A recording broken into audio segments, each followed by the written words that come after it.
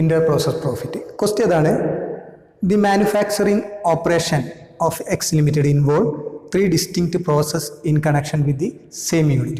The output of process P is charged to process Q at a profit of 25% on cost. 25% കോസ്റ്റിൻ്റെ പുറത്താണ് പറയുന്നത്. അതങ്ങനെയാണ് transfer ചെയ്യുന്നത്. And the output of process Q is charged to process R on a similar base. Same അതേ രീതിയിൽ തന്നെയാണ്. The completed product is transferred into stock at a price which given process R a profit of 25% on cost. Then from the following particulars prepare process accounts and finished goods account.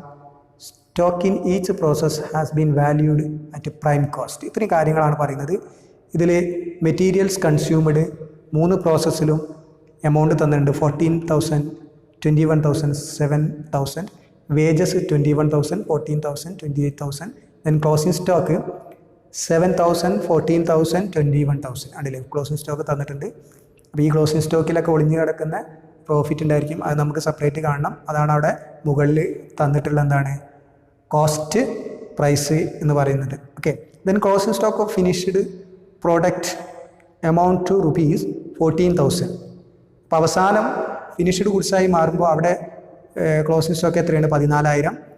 Remaining goods were sold. ബാക്കി അവിടെ selling price അല്ലെങ്കിൽ sales എത്രയാണ് നടക്കുന്നത്? 1,26,000. ഈ രണ്ട് സംഭവം നമുക്ക് എന്താണ് ഫിനിഷ്ഡ് ഗുഡ്സ് അക്കൗണ്ട് വരയ്ക്കുമ്പോൾ അവിടെ ആവശ്യമുള്ളതാണ്. ഓക്കെ.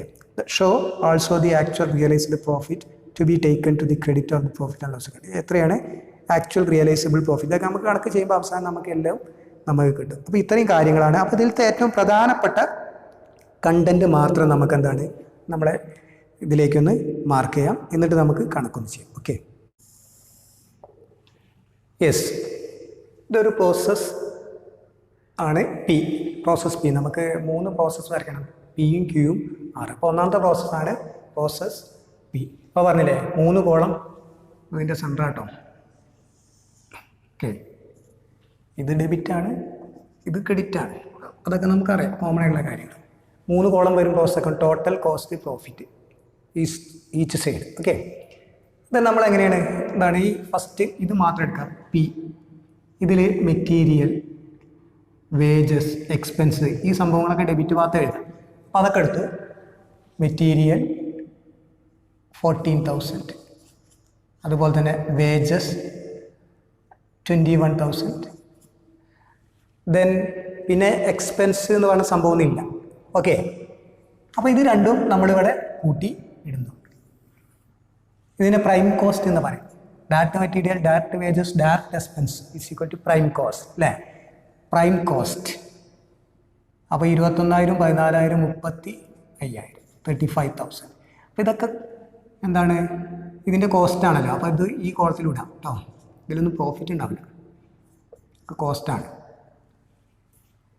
മെറ്റീരിയലിൻ്റെ കോസ്റ്റ് അല്ലേ, പിയിൽ, ക്യൂല്, ആറിൽ ഇങ്ങനെയാണ് അതിലൊക്കെ തന്നത്. ഇതൊക്കെ കംപ്ലീറ്റ് അതിൻ്റെ കോസ്റ്റാണ്. ദെൻ ഇതാണ് പ്രൈം കോസ്റ്റ് എന്ന് പറയുന്നത്. ദെൻ ഇവിടെ ഒന്നുകൂടി ഉണ്ട് ക്ലോസിംഗ് സ്റ്റോക്ക്. നമ്മൾ പറഞ്ഞു ക്ലോസിംഗ് സ്റ്റോക്ക് എന്ന് പറയുന്നത് ക്രെഡിറ്റ് ഭാഗത്ത് എഴുതുന്നതിന് പകരം ഡെബിറ്റിൽ മൈനസ് ചെയ്യുക ചെയ്യുന്നത്. സോ ക്ലോസിംഗ് സ്റ്റോക്ക് ഇതിൽ നിന്ന് മൈനസ് ചെയ്യണം. ലെസ് ക്ലോസിംഗ് സ്റ്റോക്ക് എത്രയാണ്? 7,000. 7,000 ക്ലോസിംഗ് സ്റ്റോക്ക് മൈനസ് ചെയ്യണം.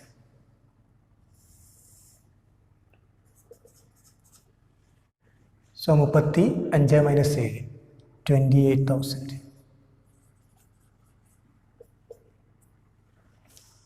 ക്ലോസിംഗ് സ്റ്റോക്കിൽ ആദ്യത്തെ ക്ലോസിംഗ് സ്റ്റോക്കിൽ എന്തുണ്ടാവില്ല? പ്രോഫിറ്റ് ഉണ്ടാവില്ല. പിന്നെ ട്രാൻസ്ഫർ ചെയ്ത് കഴിഞ്ഞ് നെക്സ്റ്റ് പ്രോസസ്സിലെ പിന്നെ എന്തുണ്ടാവുള്ളൂ? ക്ലോസിംഗ് സ്റ്റോക്കിൽ എന്തുണ്ടാവുള്ളൂ? പ്രോഫിറ്റ് ഉണ്ടാവുള്ളൂ. ആ കാര്യം ഒന്ന് മനസ്സിലാക്കാം. ഓക്കെ. ദെൻ ഇപ്പോൾ ഇതാണ് ഇതിൻ്റെ ഈ ഒരു പ്രോസസ്സിലെ കോസ്റ്റ് എന്ന് പറയുന്നത് എന്താണ്? 28,000 ആണ്. ഓക്കെ. പക്ഷേ ശ്രദ്ധിക്കണം, ഈ ഒരു 28,000 തന്നെ നമ്മൾ ട്രാൻസ്ഫർ ചെയ്യുന്നത് നമ്മൾ എന്താണ് നെക്സ്റ്റ് പ്രോസസ്സിലേക്ക് ട്രാൻസ്ഫർ ചെയ്യുന്നത് അതിൽ എത്രയും കൂടി പ്രോഫിറ്റ് ആഡ് ചെയ്യുന്നുണ്ട്. കോസ്റ്റിൻ്റെ 25% കൂടി ആഡ് ചെയ്തിട്ടാണ് നമ്മളെന്താണ് അവിടെ പ്രോഫിറ്റ് ഫിക്സ് ചെയ്യുന്നത് അല്ലേ. എന്നിട്ടാണ് നമ്മൾ അടുത്ത പ്രോസസ്സിലേക്ക് ട്രാൻസ്ഫർ ചെയ്യുന്നത്. സോ ഇതിൽ എന്ത് വരുന്നുണ്ട്? ഒരു പി ആൻഡ് എൽ കൂടി വരും. To P and L profit and loss account. അത് എത്രയാണ്? 25% ഓൺ കോസ്റ്റാണ്. അപ്പോൾ ഈ രീതിയിൽ തരുമ്പോൾ നമുക്ക് ഇക്വേഷൻ നമുക്കറിയാം, cost into percentage of profit divided by 100 എന്ന് പറഞ്ഞിട്ടുണ്ടെങ്കിൽ ഇവിടെ ഇതെടുക്കുകയാണെങ്കിൽ 28,000 ഇൻറ്റു പെർസെൻറ്റേജ് ഓഫ് പ്രോഫിറ്റ് നമുക്കറിയാം 25 25/100. അപ്പോൾ 28,000 25% എന്ന് പറഞ്ഞാൽ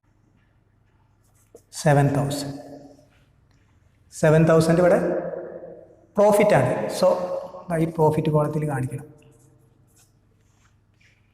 കോസ്റ്റ് അല്ലത് പ്രോഫിറ്റാണ്. സോ 7,000 പ്രോഫിറ്റാണ്. അത് നമ്മൾ ടോട്ടലിലും കാണിച്ചു, അത്രേ ഉള്ളൂ കേട്ടോ. സോ ഇനി ഇതെന്ത് ചെയ്യണം? ആഡ് ചെയ്യും. അപ്പോൾ 28 പ്ലസ് 7,000 35,000. ഇവിടെ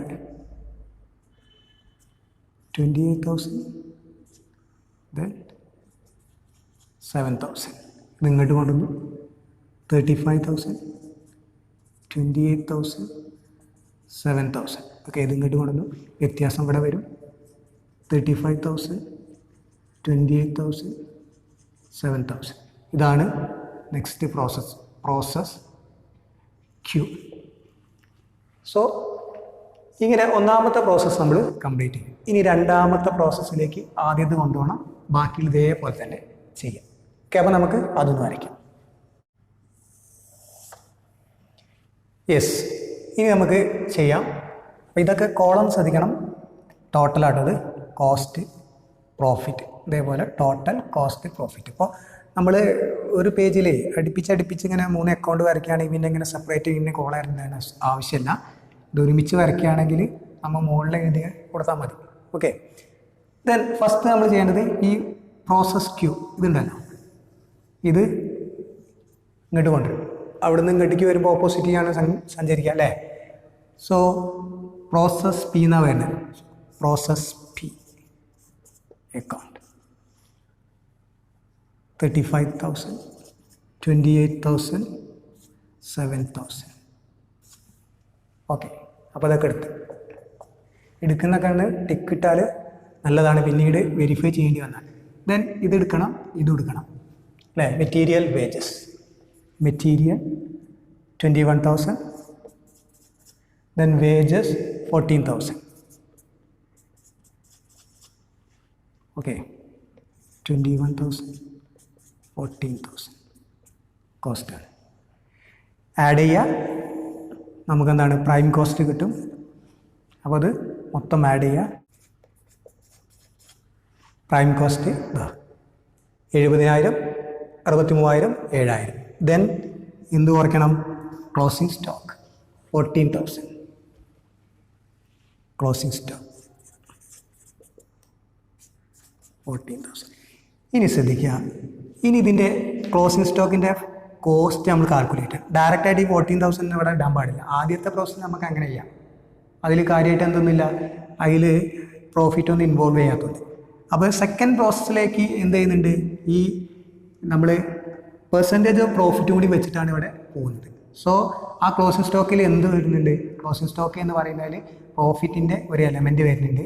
യഥാർത്ഥത്തിൽ ക്ലോസിംഗ് സ്റ്റോക്ക് എന്ന് പറയുന്ന അൺസോൾഡ് ഗുഡ്സ് ആയതുകൊണ്ട് ആ റിയൽ ക്ലോസിംഗ് സ്റ്റോക്കിൻ്റെ ആ ഒരു കണക്ക് നമ്മൾ കറക്റ്റായിട്ട് കാണിക്കണം. അതുകൊണ്ട് ഇതിൻ്റെ കോസ്റ്റ് എത്രയാണ്, ഇതിൻ്റെ പ്രോഫിറ്റ് എത്രയാണ് സെപ്പറേറ്റ് ആയിട്ട് നമ്മൾ കറക്റ്റായിട്ട് ഒന്ന് അടയാളപ്പെടുത്തിയത്. സോ ക്ലോസിംഗ് സ്റ്റോക്ക് എങ്ങനെയാണ് ക്ലോസിംഗ് സ്റ്റോക്കിൻ്റെ കോസ്റ്റ് കാൽക്കുലേറ്റ് ചെയ്യുക?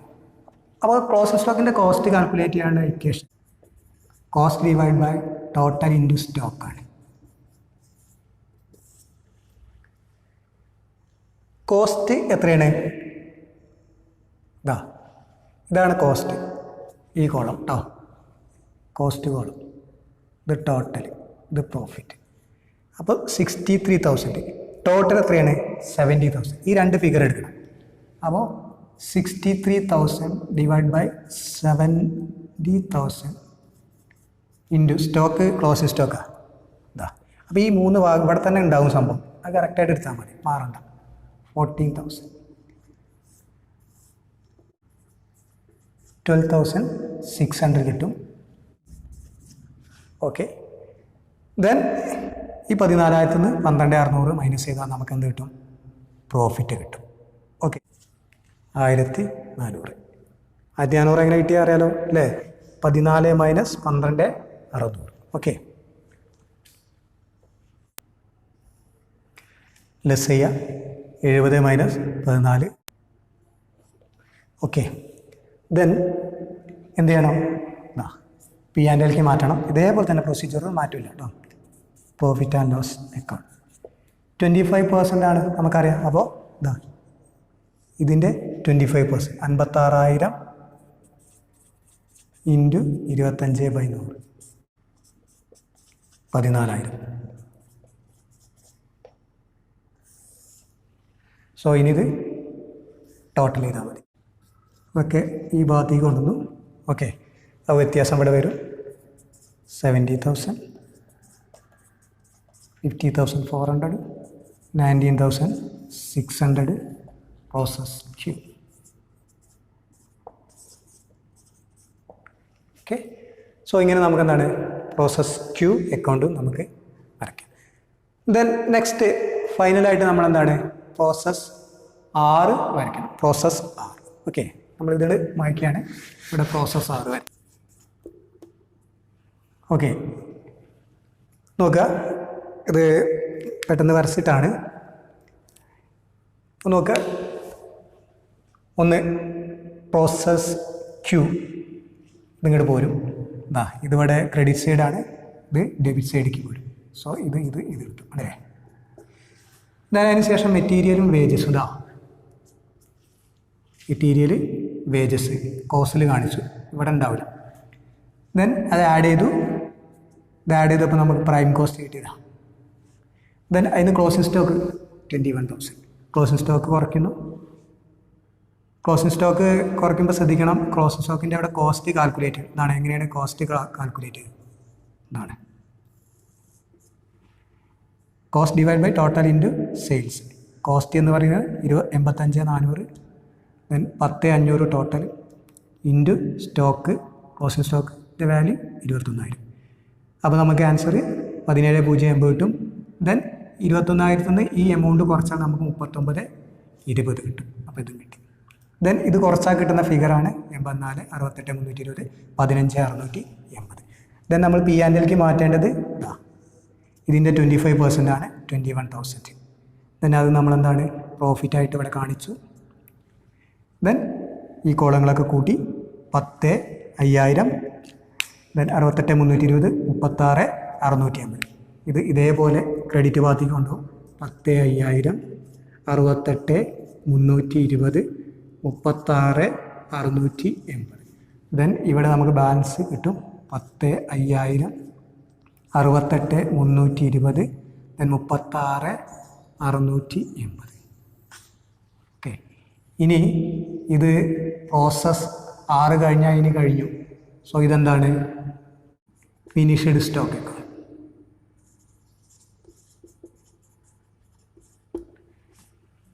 സോ ഇതാണ് 3 പ്രോസസ്സും നമ്മളിപ്പോൾ വരച്ചു കഴിഞ്ഞു. ഇനി നമുക്ക് ഫിനിഷ്ഡ് സ്റ്റോക്ക് അക്കൗണ്ട് എത്രയെന്നുള്ളത് നമ്മളിവിടെ കിട്ടിയിട്ടുണ്ട്.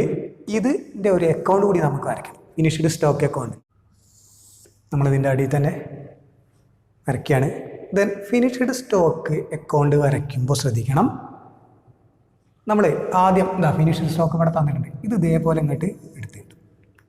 ഓക്കെ, പ്രോസസ് 6 എന്നാണ് വരുന്നത്. Process 6 account 10,500. Then 68,320, then 36,680. Then അപ്പോൾ ഇത് കഴിഞ്ഞു. ഇനി നമ്മൾ ക്വസ്റ്റ്യനിൽ ലാസ്റ്റ് പാരഗ്രാഫിൽ കാര്യം പറഞ്ഞിട്ടുണ്ട്. ഫിനിഷ്ഡ് ഗുഡ്സ് എത്രയ്ക്ക് സെയിൽ ചെയ്യുന്നു, അതുപോലെ തന്നെ എത്ര ക്ലോസിംഗ് സ്റ്റോക്ക് ഉണ്ടെന്ന് പറഞ്ഞിട്ടുണ്ട്. ഓക്കെ, അത് രണ്ടും ക്രെഡിറ്റ് ഭാഗത്ത് കാണിക്കണം. ബൈ സെയിൽസ്, അതുപോലെ തന്നെ ക്ലോസിംഗ് സ്റ്റോക്ക് ഇനി ഡെബിറ്റ് ഭാഗത്ത് കുറയ്ക്കാൻ പറ്റില്ല, കാരണം പ്രോസസ്സ് കഴിഞ്ഞു. ഇതിന് നമ്മൾ അവസാനിച്ചിട്ട് ഫിനിഷ്ഡ് സ്റ്റോക്ക് അക്കൗണ്ട്. അപ്പോൾ സാധാ പോലെ ക്ലോസിംഗ് സ്റ്റോക്കും ബൈ സെയിൽസൊക്കെ എന്താണ് ക്രെഡിറ്റ് ഭാഗത്താണ് കാണിക്കുക. സോ ഇത് രണ്ടും നമ്മൾ ക്വസ്റ്റ്യനിൽ എടുത്ത് എഴുതുക ആ എമൗണ്ട്. ഓക്കെ, ഇപ്പോൾ 2 എമൗണ്ടും സെയിൽസ് 1,26,000 ആണ് ക്വസ്റ്റ്യനിൽ പറഞ്ഞിട്ടുണ്ട്. അതുപോലെ തന്നെ എന്താണ് ക്ലോസിംഗ് സ്റ്റോക്കായിട്ട് അവിടെ എത്രയുണ്ട്? ഫിനിഷ്ഡ് സ്റ്റോക്കിൽ അവസാനം 14,000 ഉണ്ട്. ഓക്കെ, ഇത് കിട്ടിക്കഴിഞ്ഞാൽ അപ്പോൾ നമ്മളെ ക്വസ്റ്റ്യനും ഇപ്പോൾ എല്ലാം കഴിഞ്ഞു. ഇനി നമുക്കിത് അക്കൗണ്ട് ക്ലോസ് ചെയ്യണം. അപ്പോൾ അക്കൗണ്ട് ക്ലോസ് ചെയ്യുന്നതിന് മുന്നേ എങ്ങനെ ക്ലോസ് ചെയ്യണം, അപ്പോൾ ഓരോ സ്റ്റെപ്പ് ബൈ സ്റ്റെപ്പായി നോക്കുക. ക്ലോസിങ് സ്റ്റോക്ക് നമുക്ക് 14,000 കിട്ടിയിട്ടുണ്ടെങ്കിൽ അതിൻ്റെ എന്താണ് കോസ്റ്റും പ്രോഫിറ്റും നമുക്ക് നേരത്തെ കണ്ടുപിടിച്ച പോലെ തന്നെ കണ്ടുപിടിക്കാം. എങ്ങനെയാണ്? Cost by total into stock. ഇവിടെ കോസ്റ്റ് ശ്രദ്ധിക്കണം. ഇവിടെ കോസ്റ്റ് എത്രയാണ്? 68,320. 68,320 divide by total 10,500, then stock 14,000. അപ്പോൾ എമൗണ്ട് കറക്റ്റായിട്ട് എടുക്കുക. ഇത് എഴുതാം 91,009, ദെൻ വ്യത്യാസം 48,91. ദെൻ ഇനി ഇത് എന്ത് ചെയ്യാം, നമുക്ക് ക്ലോസ് ചെയ്യാം.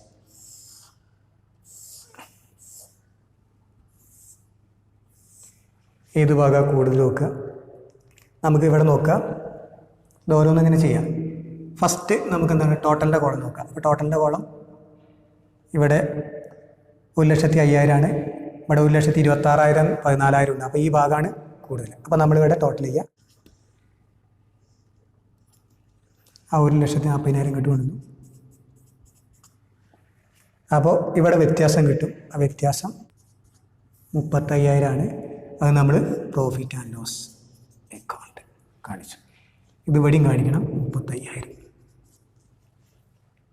ഓക്കെ, ദെൻ നമ്മൾ നെക്സ്റ്റ് കോളം ഏത് ഭാഗമാണ് കൂടുതൽ?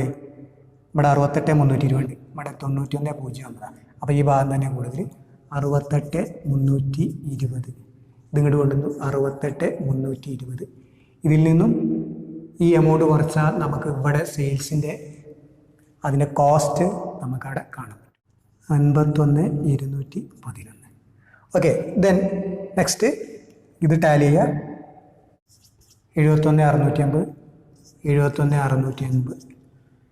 ഇതൊന്ന് വ്യത്യാസം 66,879. ഓക്കെ, അപ്പോൾ അതൊക്കെ ഇങ്ങനെ ഡിഫറൻസ് ആയിട്ട് നമുക്ക് കിട്ടുന്നതാണ്.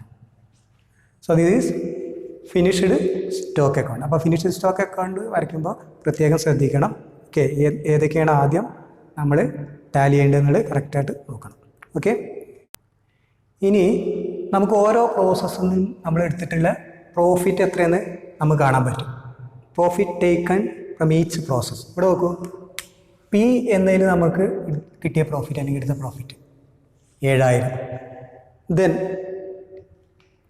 പ്രോസസ് ക്യൂവിൽ 14,000. അല്ല, പ്രോഫിറ്റ് കോളം നോക്കിയാൽ മതി. പ്രോസസ് ആറിൽ 21,000. ദെൻ ഫിനിഷ്ഡ് സ്റ്റോക്ക് എന്നുള്ള ഈ ഭാഗത്ത് 35,000. അപ്പോൾ ഈ ഒരു 4 ഫിഗറും കൂട്ടിയതാണ് നമ്മളെ ഓരോ പ്രോസസ്സിൽ നിന്നും കിട്ടിയിട്ടുള്ള പ്രോഫിറ്റായിട്ട് നമുക്ക് കാണാൻ പറ്റും. അതുപോലെ തന്നെ അൺറിയലൈസ്ഡ് പ്രോഫിറ്റ് നമുക്ക് കാണാൻ പറ്റും. ടോട്ടൽ അൺറിയലൈസ്ഡ് പ്രോഫിറ്റ് എന്നുണ്ടെങ്കിൽ ക്ലോസിംഗ് സ്റ്റോക്കിലുള്ള പ്രോഫിറ്റിനാണ്. അപ്പോൾ ക്ലോസിംഗ് സ്റ്റോക്കിൽ നോക്കുക, ഇതിൽ ക്ലോസിംഗ് സ്റ്റോക്കിൽ പ്രോഫിറ്റ് ഇല്ല. ഓക്കെ, ഇവിടെ ഇല്ല. ദെൻ ഇവിടെ ക്ലോസിംഗ് സ്റ്റോക്കിൽ പ്രോഫിറ്റ് ഉണ്ട്. ഇത് അൺറിയലൈസ്ഡ് പ്രോഫിറ്റാണ്. ദെൻ അതുപോലെ തന്നെ എന്താണ്, ആറിലേക്ക് വരുമ്പോൾ ക്ലോസിംഗ് സ്റ്റോക്കില്ല, അൺറിയലൈസ്ഡ് പ്രോഫിറ്റ്. ഓക്കെ, ദെൻ ഇവിടെ closing stock profit, unrealised profit. അപ്പോൾ ഈ 3 ഫിഗറും കൂട്ടിയാൽ നമുക്ക് എന്താണ് അൺറിയലൈസ്ഡ് പ്രോഫിറ്റ് കിട്ടി. ഇങ്ങനെ ഈ 2 കാര്യങ്ങളും ഇതിന്ന് അഡീഷണൽ ആയിട്ട് നമുക്ക് എന്താണ് ഒരു സ്റ്റേറ്റ്മെൻ്റ് ആയിട്ട് എഴുതി വയ്ക്കാം. Okay, that's all. അപ്പോൾ ഇത്രയും കാര്യങ്ങളാണ് നമ്മളെന്താണ് ഇൻ്റർ പ്രോസസ് പ്രോഫിറ്റായിട്ട് ബന്ധപ്പെട്ടിട്ടുള്ളൊരു കണക്ക് വന്നാൽ നമ്മൾ ചെയ്യേണ്ടത്. ഓക്കെ,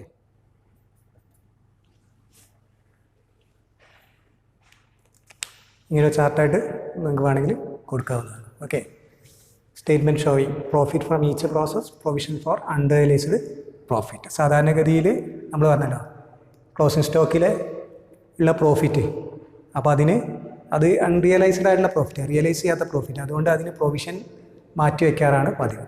ഓക്കെ, അപ്പോൾ അങ്ങനെ ആകുമ്പോഴാണ് ബാലൻസ് ഷീറ്റ് ഈക്വൽ ആവുള്ളൂ. അതിനുള്ള ടെക്നിക്കലാണ് ഒരു കാര്യമാണ്. ഓക്കെ.